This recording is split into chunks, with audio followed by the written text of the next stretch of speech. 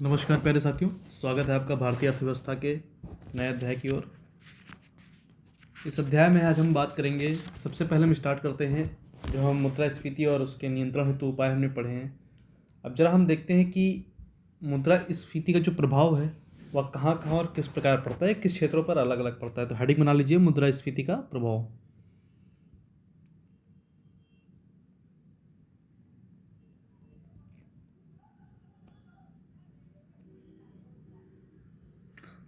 तो मुद्रास्फीति का प्रभाव किस वर्ग और किस क्षेत्र में कैसा पड़ता है। तो कुछ वर्ग होते हैं जैसे ऋणी।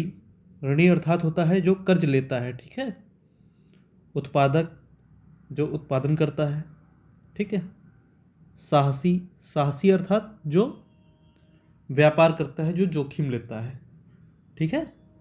विनियोजक, विनियोजक जो इन्वेस्टमेंट करता है, इसको इन्वेस्टर भी बोलते हैं, समझ गए। शेयर धारक, जो जितने भी होते हैं शेयर धारक, जो शेयर होल्डर्स होते हैं, शेयर खरीदते हुए, ठीक है। किसान, विक्रेता, या आप व्यापारी बोल दीजिए विक्रेता को, ठीक है।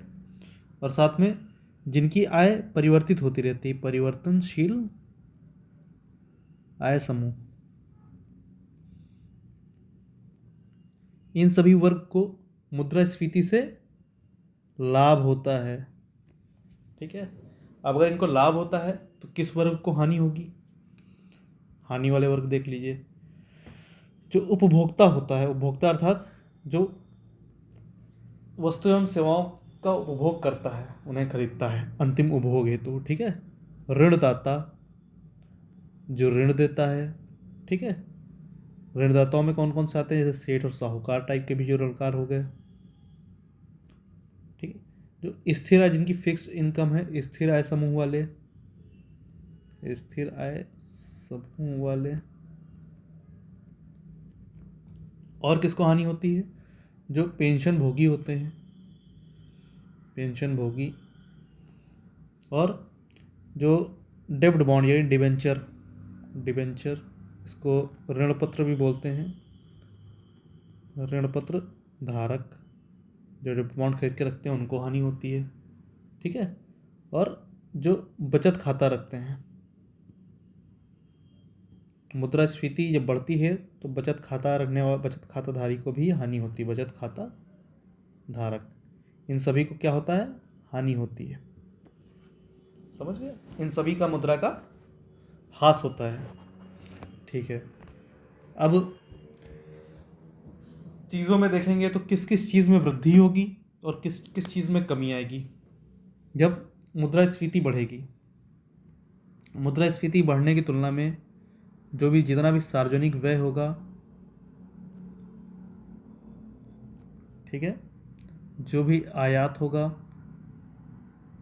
और जो रोजगार होगा, रोजगार भी किसमें, अल्पकाल में, इसके विषय में आपको पढ़ा चुके हैं, ठीक है। अल्पकाल में क्यों बढ़ रहा है, ठीक। कर की दर और जमाखोरी के साथ साथ आय की विषमता में वृद्धि होगी, आय की विषमता में वृद्धि होगी, ठीक है। अब इन सब में कमी है तो वृद्धि है, तो कमी किस में होगी, कमी होगी आपके सार्वजनिक बचत में, जो सार्वजनिक बचत है उसमें कमी होगी, ठीक है। बचत में कमी होगी और लोगों की बचत में कमी होगी। और किस में कमी होगी, आयात में अगर वृद्धि हो रही तो निर्यात में कमी आएगी, इन सब में कमी होगी, ठीक है। वस्तुओं की गुणवत्ता की कैसी होगी, मुद्रास्फीति की स्थिति में जो वस्तु होंगे तो वस्तुओं की गुणवत्ता में गिरावट हमेशा आएगी, गुणवत्ता में गिरावट रहेगी, ठीक है। जो पूंजी का प्रवाह है, देश की जो पूंजी है, पूंजी का प्रवाह विदेशों की हो जाएगा क्योंकि आयात बढ़ा है, ठीक। यह सब मुद्रास्फीति बढ़ने के मुद्रास्फीति का प्रभाव होता है, ठीक है। यह यदि मुद्रास्फीति का प्रभाव हुआ अब देखते हैं मुद्रास्फीति का मापन कैसे होता है। किन दो विधियां होती हैं मुद्रास्फीति के मापन के लिए। एक होता है WPI जिसे होलसेल प्राइस इंडेक्स बोलते हैं, दूसरा होता है CPI जिसे कंज्यूमर प्राइस इंडेक्स बोलते हैं। नोट करा देते हैं। मुद्रास्फीति का मापन। मुद्रास्फीति का मापन दो प्रकार से किया जाता है। एक होता है WPI जिसे बोलते हैं होलसेल प्राइस इंडेक्स, दूसरा होता है CPI जिसे कंज्यूमर प्राइस इंडेक्स। हिंदी में लिखेंगे तो यह होता है थोक मूल्य सूचकांक और यह होता है कंज्यूमर यानी कि ग्राहक मूल्य सूचकांक। ठीक है, नोट कर लीजिएगा आप। चलिए दोनों के विषय में आपको नोट करा देते हैं।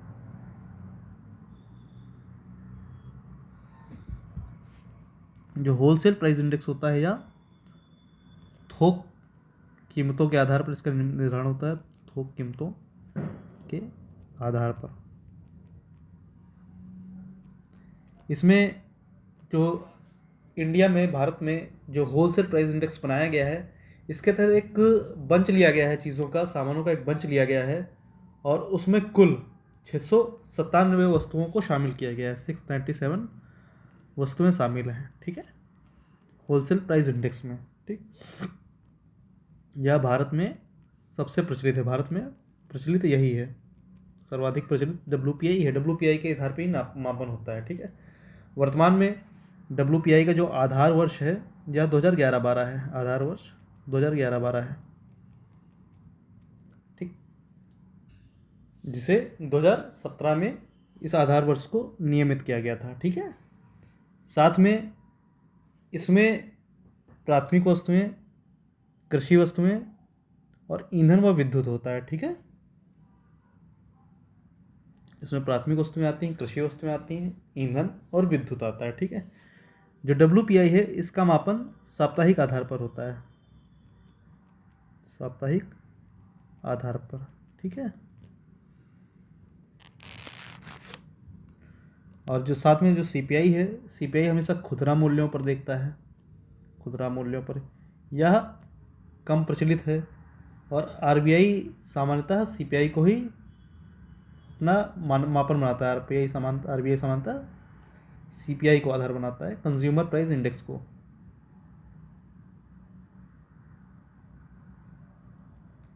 ठीक है, CPI से सबसे ज़्यादा जो प्रभावित वर्ग होता है वह होता है उपभोक्ता। जो भारत में जो कर्मचारियों का DA है, जो सरकारी और राज्य सरकार, केंद्र सरकार कर्मचारियों का DA और जो पेंशनर्स होते हैं उनका DR है, वह इसी के आधार पे होता है। ठीक है, यह होता है आपका WPI और CPI। अब बात करते हैं टिबिन प्रभाव। टिबिन प्रभाव कुछ नहीं है। टिबिन प्रभाव का अर्थ है यदि मूल्य बढ़ेगा तो उसका सीधा सीधा संबंध पूंजी निर्माण से है। ठीक है, आपको टिबिन प्रभाव दिखाते हैं। एक टॉपिक आता है आपका टिबिन प्रभाव, टिबिन इफेक्ट। इसके विषय में पूछा जाता है कई सारी परीक्षाओं में, तो इसको भी पढ़ना आवश्यक है। टिबिन प्रभाव यह सीधा निर्भर करता है, जब किसी वस्तु का मूल्य बढ़ता है तो वहाँ पर उत्पादक वर्ग को फ़ायदा होता है, उत्पादक वर्ग को फ़ायदा होता है। ठीक है, यदि उत्पादक वर्ग को फ़ायदा होगा और उत्पादक वर्ग जो है प्रोत्साहित होगा तो क्या होगा, उत्पादन में वृद्धि होगी। उत्पादन में वृद्धि, उत्पादन में वृद्धि सीधे सीधे आय में वृद्धि करती है। ठीक है, और आय में वृद्धि होने से पूंजी निर्माण होता है, पूंजी निर्माण बढ़ता है और पूंजी निर्माण ही देश की वृद्धि में सहायक होता है। ठीक है, समझ गए। अब हम आगे बढ़ते हैं अपने नए टॉपिक की ओर। जो नया टॉपिक है हमारा वह है राष्ट्रीय आय। यहाँ पर हमने अपनी मॉनेटरी जो पॉलिसी थी वह पूरी पढ़ ली। ठीक है, मौद्रिक नीतियों के बारे में समीक्षा की हमने, कीमत स्थिरता और अर्थव्यवस्था में संतुलन हमने इन लेक्चर्स में पढ़ा है। अब अपना नया टॉपिक शुरू करते हैं, नेशनल इनकम, राष्ट्रीय आय।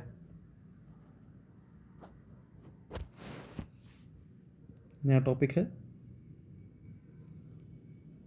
नेशनल इनकम, राष्ट्रीय आय। बहुत इंपॉर्टेंट है, काफ़ी सारे क्वेश्चंस इस टॉपिक से आते हैं। तो राष्ट्रीय आय दरअसल क्या होता है, जब किसी देश की जो अर्थव्यवस्था होती है उसमें किसी एक वित्तीय वर्ष या लेखा वर्ष, ठीक है, या सामान्य वर्ष में जो भी आर्थिक क्रियाएं होती हैं उनके फलस्वरूप जो उत्पादित अंतिम सेवा और वस्तु होती है उसके मौद्रिक मूल्य के योग को उस देश की राष्ट्रीय आय कहते हैं। जो इसकी डिफिनीशन है, आप इसकी डिफिनीशन नोट कर लीजिए।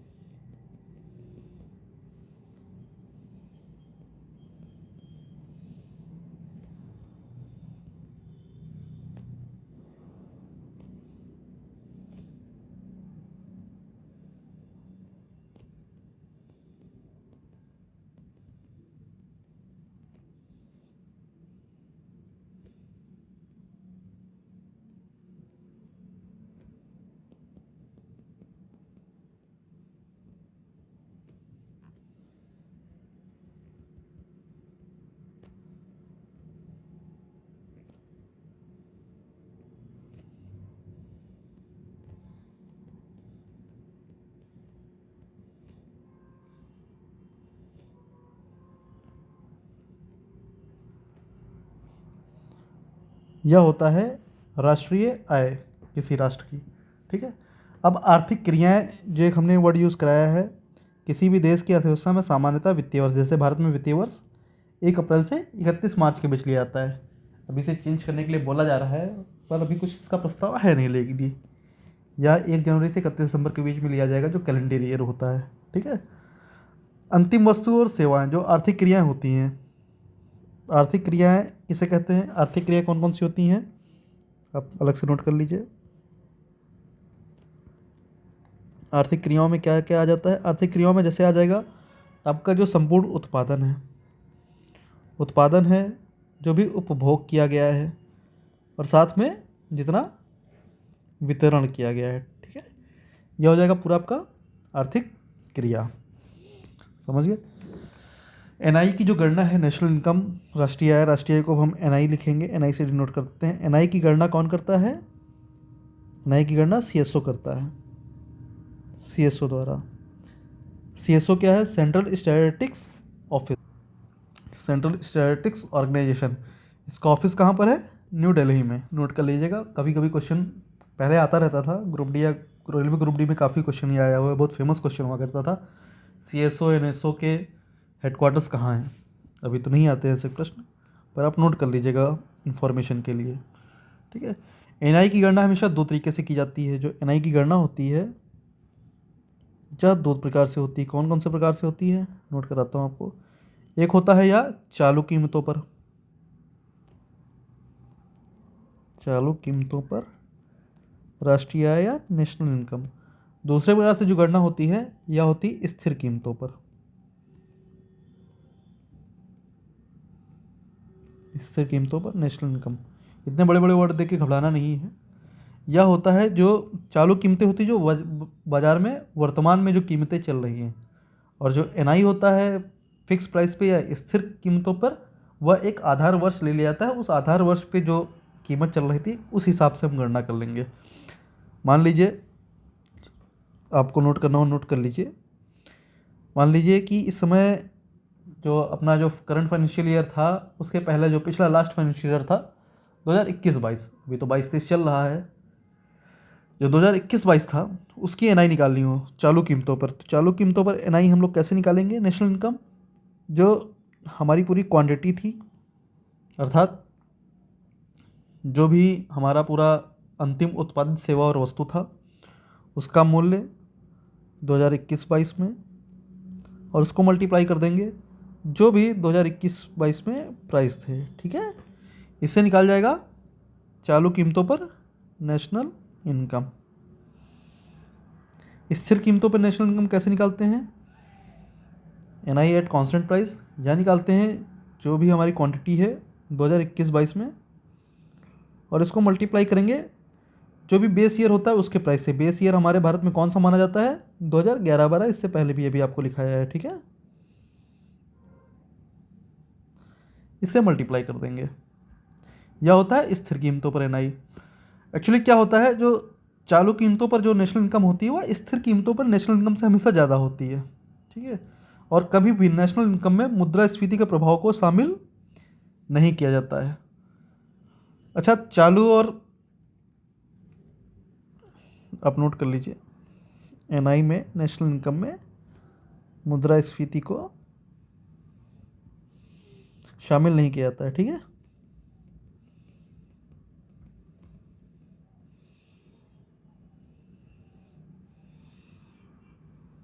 तो मान लीजिए हमने अगर चालू कीमतों पर पिछले वित्त वर्ष के भी पिछले वित्त वर्ष, मान लीजिए 2020-21 में हमने चालू वित्तीय वर्ष पे कुछ एनआई निकाला होगा और वर्तमान में निकालेंगे, तो जो प्राइस होगा लास्ट फाइनेंशियल ईयर और इस फाइनेंशियल ईयर का जो प्राइस होगा, प्राइस में डिफरेंस आ जाएगा। ड्यू टू इन्फ्लेशन भी प्राइस में डिफरेंस आएगा। यहाँ पे इन्फ्लेशन या मुद्रास्फीति जुड़ जाएगा। तो मुद्रास्फीति जुड़ने के कारण जो एनआई होता है, या चालू कीमतों पर जो एनआई होता है, यह वास्तविक उत्पादन को प्रदर्शित नहीं कर पाएगा। जबकि अगर हम कीमतें स्थिर रख देंगे तो हर साल जो यह उत्पादन हमारा बढ़ेगा, उसी हिसाब से हमारा एनआई चेंज होता रहेगा, ठीक है। उत्पादन को, वास्तविक उत्पादन को प्रभावित प्रदर्शित करेगा। तो इसके नीचे लिख लीजिए, चालू कीमतों वाले में लिख लीजिए, ये वास्तविक, ज़्यादा लगा दिए क्या, चलो पूरा ही हटा देते हैं। वास्तविक उत्पादन को प्रदर्शित नहीं करते हैं।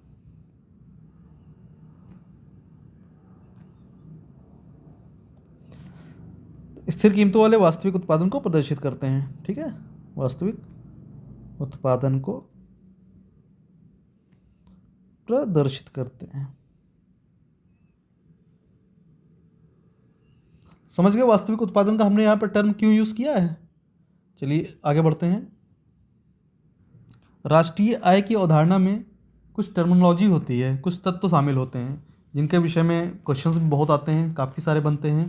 तो उनके विषय में हम डिस्कस करते हैं। कौन कौन सी टर्मिनोलॉजी हम डिस्कस करेंगे, चलिए देखते हैं। एक टर्म होता है जीडीपी। जीडीपी इसको बोलते हैं ग्रॉस डोमेस्टिक प्रोडक्ट। नोट कर लीजिए आप, ग्रॉस डोमेस्टिक प्रोडक्ट, ठीक है। हिंदी में इसको बोलते हैं सकल घरेलू उत्पाद।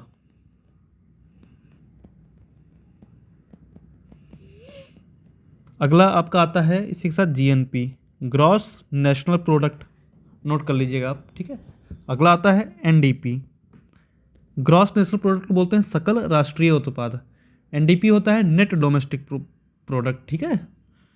साथ में आता है एनएनपी, नेट नेशनल प्रोडक्ट। और क्या आता है? NNP at fixed cost. Fixed cost अभी लिखा है आपको। और साथ में होता है जीवीए, ग्रॉस वैल्यू एडिशन।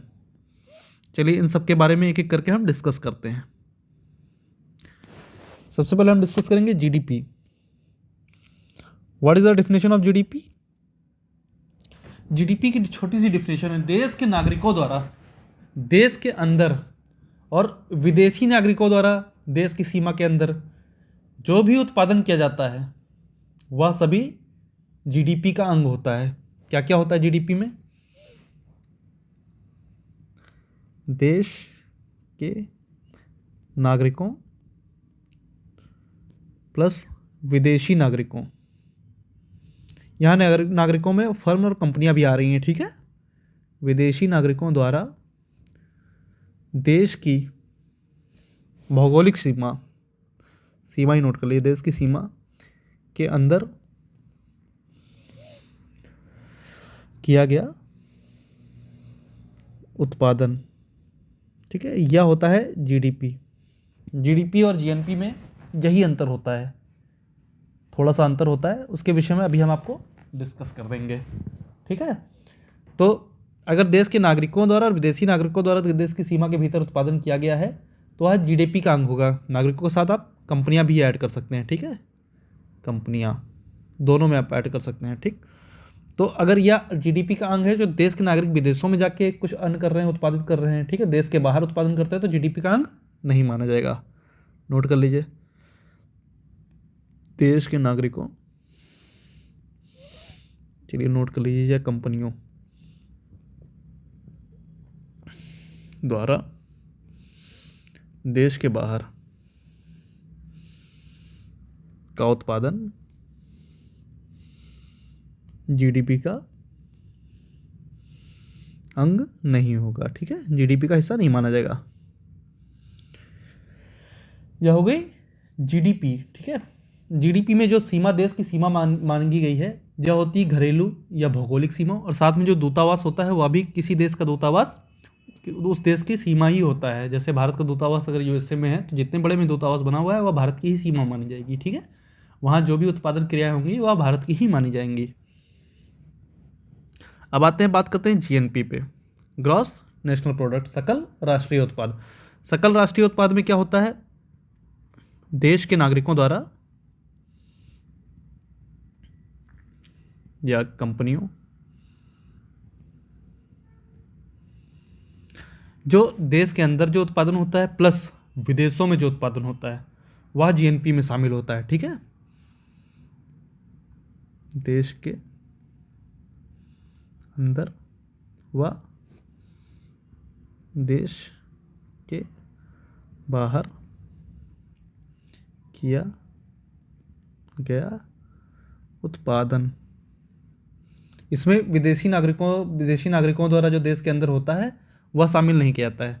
तो जीडीपी और जीएनपी को अगर हम एक रिलेशन, एक फार्मूले में दर्शाएंगे तो हम किस प्रकार दर्शाते हैं, हम हमेशा लिखते हैं जीएनपी बराबर GDP plus X minus M, जहाँ एक्स क्या होता है, एक्स होता है देश के नागरिकों द्वारा विदेशों में किया गया काम को द्वारा विदेशों में अर्जित आय, और एम से किसको दर्शाते हैं, विदेशियों द्वारा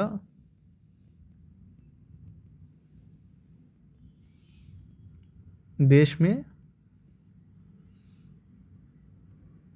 अर्जित आय, ठीक है, यह होता है। अब यदि x is greater than m तो क्या होगा, जीएनपी हमेशा जीडीपी से ज़्यादा होगा। यदि कि देश के नागरिक विदेश में ज़्यादा कमा रहे हैं और विदेश के नागरिक देश में कम कमा रहे हैं, ठीक है, यहाँ पर जो उस राष्ट्र की जो आर्थिक क्रिया है वह हमेशा लाभदायक रहेगी। अगर x छोटा है m से तो जीएनपी कम हो जाएगा जीडीपी से, और x और m अगर बराबर हैं तो यहाँ पे जीएनपी जीडीपी के बराबर आ जाएगा, जो प्रैक्टिकली बहुत कम होता है, ठीक है। आगे बढ़ते हैं, आगे देखते हैं निवल घरेलू उत्पादन और निवल राष्ट्रीय उत्पादन, जो एनडीपी और एनएनपी के विषय में बात किया है। एनडीपी और एनएनपी,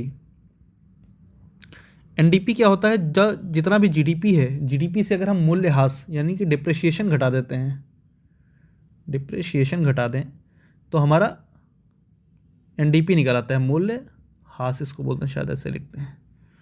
साथ में एनएनपी का अर्थ होता है जीएनपी माइनस डिप्रिसिएशन,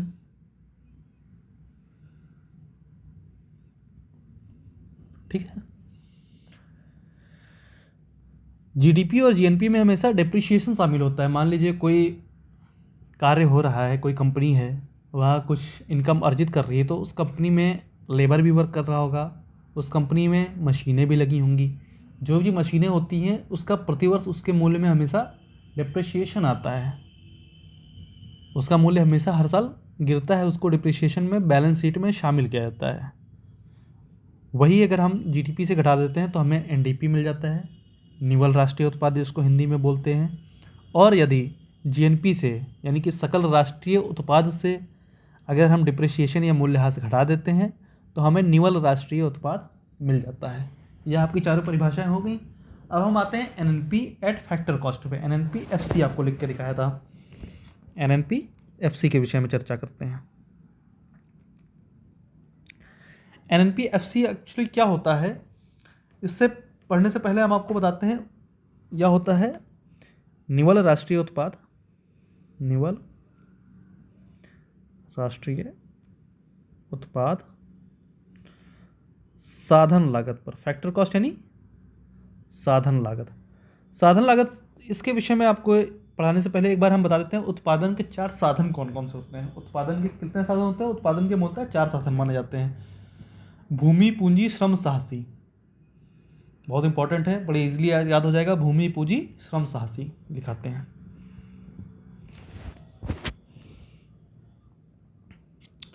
उत्पादन के कुल 4 साधन होते हैं।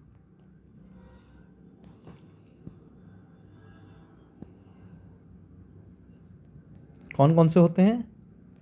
भूमि, पूंजी,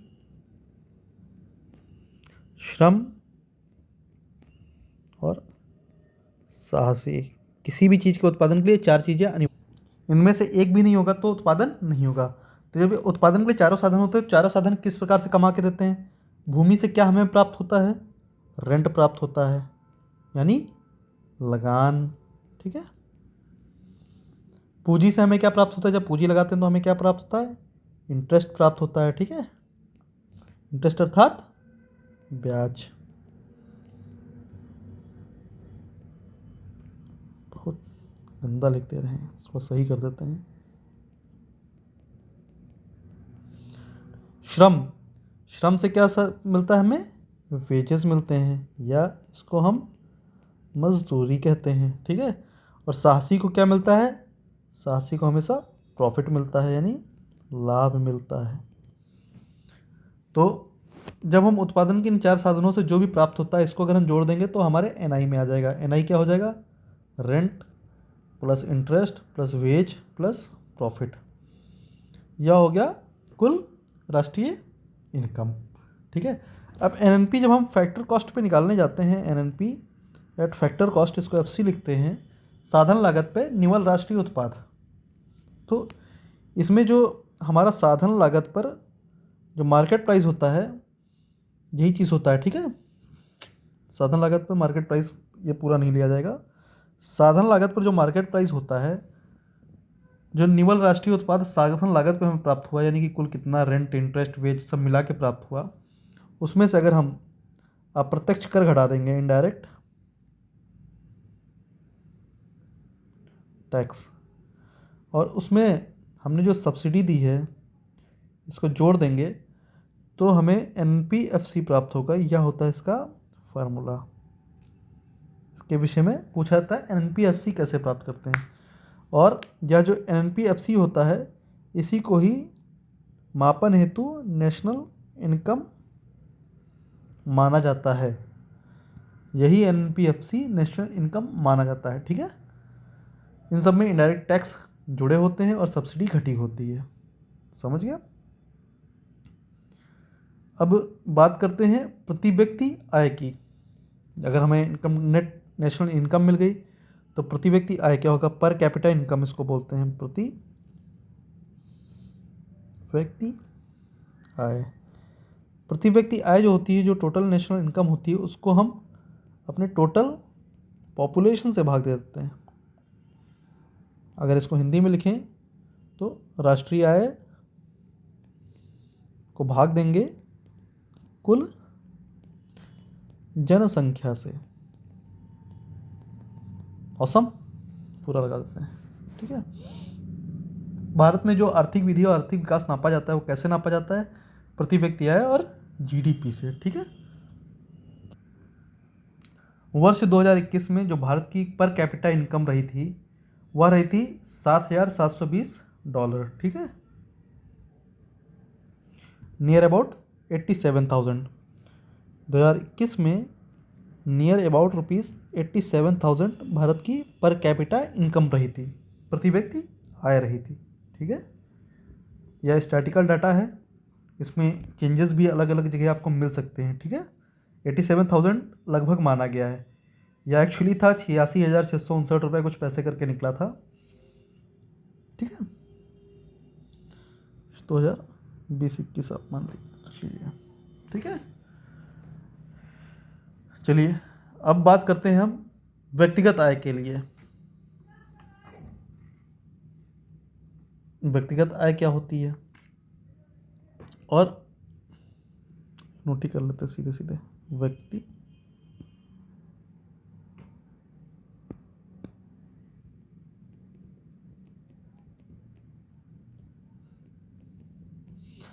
जब भी व्यक्तिगत आय निकालना होता है कि कुछ किसी भी, तो उसके लिए जो नेशनल इनकम होती है राष्ट्रीय आय, राष्ट्रीय आय में हम निगम कर और जो लाभांश कंपनियां लाभांश देती हैं, ठीक है, लाभांश को डिविडेंड बोलते हैं। ठीक है, लाभांश के साथ माइनस करते हैं हम यहाँ से सामाजिक सुरक्षा हेतु भुगतान। और इसमें ऐड क्या क्या होता है, ऐड होता है सरकारी हस्तांतरण, जो सरकार द्वारा जो हस्तांतरित होता है, प्लस व्यापारी हस्तांतरण,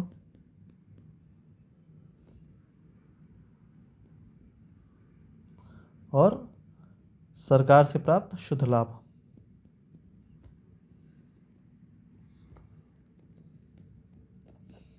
एक्चुअली इतने लंबे लंबे पहले एग्जाम्स में आते रहते थे, अभी ये सब आना बंद हो गए हैं, पर सिलेबस का हिस्सा है तो हमें बता दिया आपको। ठीक है, अब आगे हम बात करेंगे डिस्पोजेबल इनकम क्या होती है। डिस्पोजेबल इनकम शायद आपके हिस्सा नहीं है। अब हम बात करते हैं जीएनपी, जो एक नया अवधारणा मिली है। ठीक है, एक नई अवधारणा है GNH, gross national happiness, gross national happiness. जो भी हमने आपको पढ़ाया इतना, GDP, NNP, GDP, GNP, NDP, NNP, NNP eight factor cost, इससे एकदम अलग है जीएनएच। इसको बोलते हैं ग्रॉस नेशनल हैप्पीनेस, यानी कि सकल राष्ट्रीय खुशहाली। इसका जो प्रतिपादन किया गया है, यह प्रतिपादन हुआ है भूटान के द्वारा। भूटान में इसी पर समृद्धि नापी जाती है। ठीक है, इसके जो मानक होते हैं, इसके मानक क्या क्या रखे गए हैं, इसके मानक रखे गए हैं शिक्षा, स्वास्थ्य, ठीक है, जीवन स्तर, पर्यावरण की सुरक्षा, पर्यावरण स्वच्छता, मनोवैज्ञानिक भलाई, और इसके क्या क्या है, सुशासन। ठीक है, समझ गए। साथ में ग्रीन जीएनपी एक अवधारणा नहीं आई है। ग्रीन जीएनपी यह भी नवीन अवधारणा है, यह विश्व बैंक द्वारा लाई गई है। ठीक है, विश्व बैंक द्वारा। यह विश्व बैंक और आईएमएफ क्या है, कैसे वर्क करते हैं, इसके विषय में भी आगे आपको हम पढ़ाएंगे। जो ग्रीन जीएनपी होता है, या जीएनपी माइनस जीएनपी से जो पर्यावरण की जो क्षरण हो रहा है, जो जीडीपी और जीएनपी बनने में जो भी पर्यावरण की क्षरण हो रहा है, और पर्यावरण संरक्षण की जो लागत है, उसको माइनस कर देते हैं। यह होता है ग्रीन जीएनपी, पर्यावरण क्षरण की लागत, और दोनों को किसको माइनस करेंगे, पर्यावरण संरक्षण की लागत।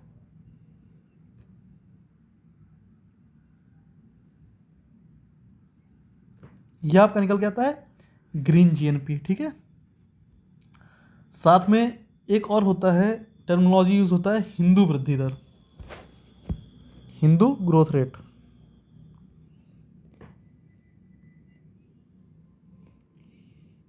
हिंदू ग्रोथ रेट एक्चुअली जो नेशनल इनकम की जो प्रतिपादन है, जो अवधारणा है, उसी के आधार पर निकला था। इसको हिंदू वृद्धि दर कहा गया था। यह देश की आर्थिक वृद्धि दर, जीडीपी या एनआई जैसे ही यहाँ नापा जा रहा था।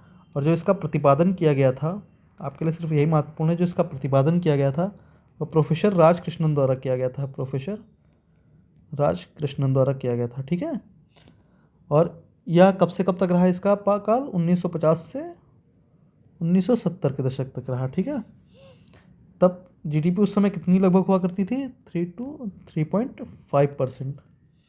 इसी को हिंदू वृद्धि दर यहाँ पर माना गया था। ठीक, अब नेक्स्ट टॉपिक जो हम डिस्कस करेंगे, अनएम्प्लॉयमेंट। अनएम्प्लॉयमेंट से भी आपके काफ़ी सारे प्रश्न आते हैं, ठीक है। बेरोजगारी किस टाइप की होती है, अनएम्प्लॉयमेंट कैसे कैसे माना जाता है, क्या क्या मापक होते हैं, इसके विषय में अब हम नेक्स्ट क्लास में आपसे डिस्कस करेंगे। तब तक के लिए धन्यवाद। जय हिंद।